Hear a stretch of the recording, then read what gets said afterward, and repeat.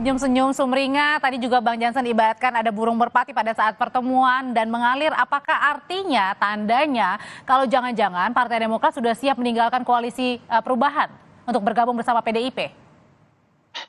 Kalau soal koalisi saya kira tegas tadi disampaikan Mas Ahaye ya. Mbak Puan juga sepenuhnya paham begitu kalau posisi Partai Demokrat sampai per hari ini masih di koalisi perubahan. Itu dia. Soal kemudian nanti pasca pertemuan ini mengalir sampai mana, karena dia adalah politisi yang tidak pandai merangkai kata dan memberi tafsir soal masa depan begitu, kita lihatlah. Tapi yang pasti begitu, selaku kader Partai Demokrat yang hadir di pertemuan tadi itu, saya melihat pertemuan itu berjalan sangat baik begitu. Belum lagi Mbak Puan menyampaikan juga ke publik pesan dari Ibu Mega ke saya begitu. Kalau nanti kalian berdua ketemu tuh senyum ya, jangan wajahnya tegang-tegang kan gitu. Mas Ahaye juga sebelum pertemuan ini pertemuan hari ini kemarin nyekar juga ke makam Ibu Ani begitu. Dan itu juga tadi diceritakan kalau makam Ibu Ani itu memang sangat dekat dengan makam Pak Taufik Kemas, sang tokoh atau bapak rekonsiliasi di PDIP begitulah dia. Jadi Indonesia ini jadi sejuk lah kalau PDIP dan Demokrat ini bertemu begitu. Soal apakah bisa duduk bersama kita lihatlah ke depannya kan begitu. Tapi yang pasti pertemuan ini sangat positif. Mendidik rakyat di luar sana begitu ya.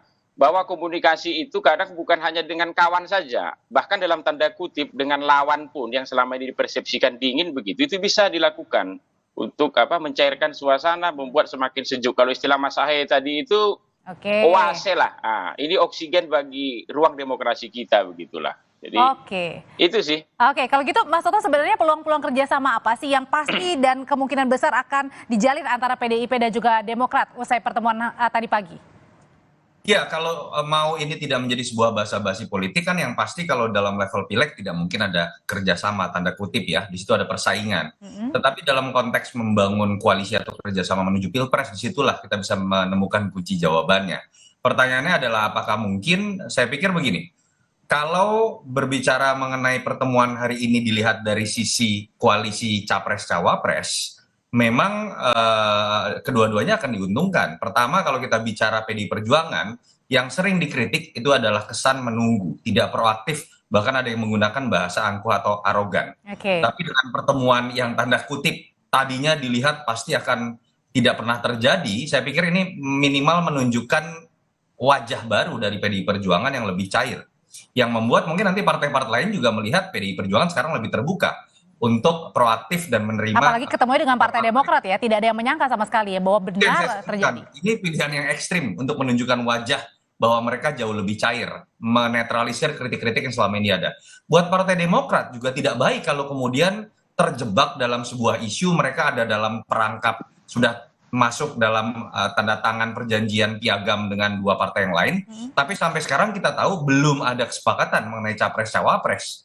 Padahal sudah dari 3 Oktober Anies Baswedan misalnya dimunculkan, apalagi isu yang kemudian berhembus bahwa AHY kok tidak kemudian diiyakan begitu ya, entah oleh Nasdem, entah oleh Anies Baswedan untuk menjadi cawapres. Kehadiran Demokrat bertemu dengan musuh politiknya juga ini sebuah pertunjukan yang ekstrim yang menunjukkan bahwa Demokrat tidak hanya bergantung pada satu koalisi. Demokrat tetap akan berpikir mengenai jalan terbaik buat Mas Ahaye-nya dan buat Partai Demokrat. Jadi kedua-duanya ini bisa menambah bargaining position. Nah, kalau peluang apakah Mas Ahaye bisa menjadi wakil dari Ganjar Pranowo, saya pikir pasti akan menunggu terlebih dahulu partai yang final masuk dalam barisan Ganjar Pranowo. Tapi kalau misalnya dalam konteks ya, sama-sama pun tidak akan memberikan jatah cawapres misalnya kepada Mas Ahaye. Entah koalisinya Ganjar atau koalisi perubahan. Misalnya kita berandai-andai di atas kertas akan tetap lebih memiliki nilai tambah masuk dalam koalisi Ganjar. Kenapa? Berdasarkan berbasiskan data survei yang diakui juga oleh teman-teman Demokrat,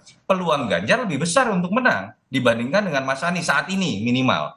Sehingga ketika berbicara masuk dalam barisan kekuasaan, bicara power sharing, itu juga lebih bisa muncul kan ketika peluang dari koalisinya ini lebih besar untuk menang dibandingkan masuk dalam barisan koalisi nggak dapat cawapres, peluang kalahnya besar.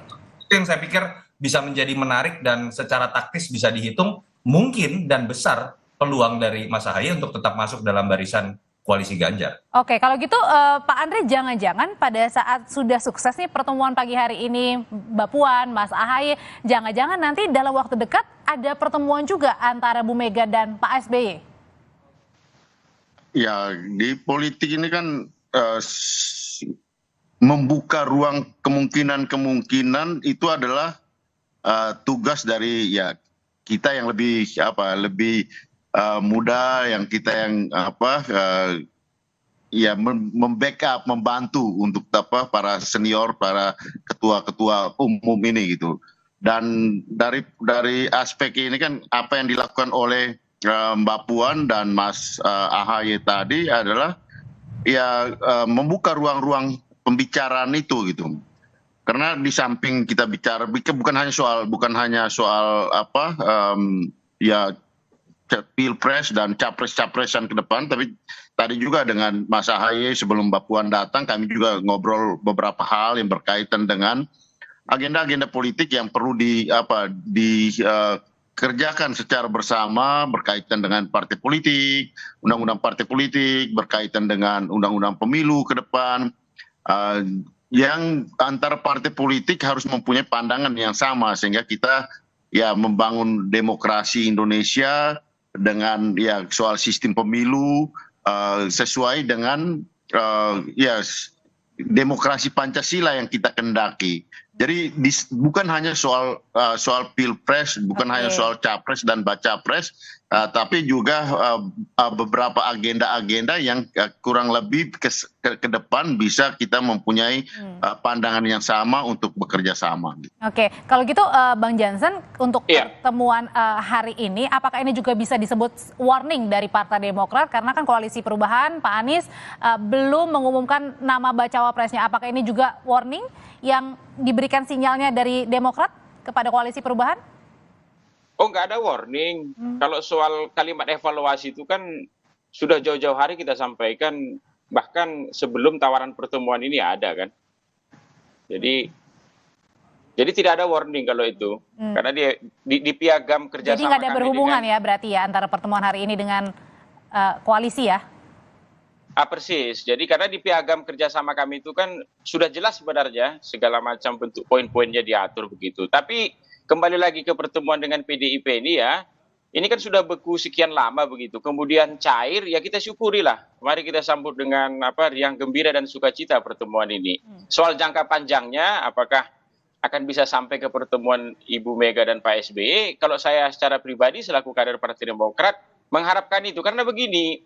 Bagaimana kemudian ya, karena Pak SBY dan Ibu Mega ini kan nggak mungkin bisa dihilangkan dari sejarah perjalanan bangsa ini. 1 menit aja, karena mereka ini kan dua-duanya pernah jadi presiden di Republik ini begitu. Bagaimana kemudian 50 tahun lagi ya, orang akan menulis hubungan mereka ini. Sama seperti misalnya generasi sekarang bertanya ke saya, Bang, apa betul tuh Pak Soeharto dengan Pak Habibie nggak cakapan dulu? Itu dia, karena mereka sekarang ini, ya generasi sekarang ini nggak tahu kenapa kok itu bisa terjadi begitu. Jadi kalau saya pribadi begitu, selaku orang yang sudah 15 tahun ikut Pak SBY, sangat berharap sebenarnya Ibu Mega dan Pak SBY itu bisa bertemu begitu. Dan ini pelan-pelan sudah terjawab di pagi hari ini ya Bang Jansen ya. Oke. Tapi itu untuk jangka panjangnya lah kan gitu dia. Jangka pendek ini kita nikmati aja dulu ini dengan gembira dan sukacita. Kebukuan yang selama ini ada pelan-pelan mencair begitu. Tapi ini aja sudah harus kita syukuri. Pendeknya bisa bertemu, saya pikir juga bagus lah Bang Jansen. Baik, terima kasih Bang Jansen Sitindaun, terima kasih Pak Andre Sugo, terima kasih juga Mas Yunarto Wijaya sudah berbagi pandangan di Kompas Petang. Sehat selalu. Terima kasih.